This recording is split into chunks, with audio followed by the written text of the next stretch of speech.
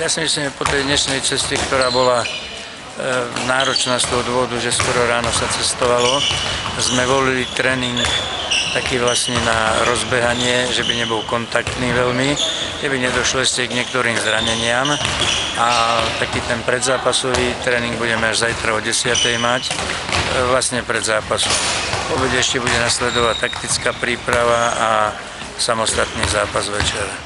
Čo povedať súperovi? Ja si myslím, že súper je kvalitný, nakoniec súpiska sa dá prečítať na internete a každý, kto hádzanej rozumie, tak vie si predstaviť, jakou kvalitou to družstvo disponuje, pretože vo svojom rade má síce staršie hráčky, ale sú to všetko veľmi skúsené hráčky, ktoré majú už za sebou dohraté niekoľko pohárových zápasov. Takže ja si myslím, že čaká nás zajtra v našej oklieštenej zostave veľmi ťažký zápas. Čo hovoríte na to netradičné prostredie, taká nezvyčajná hala?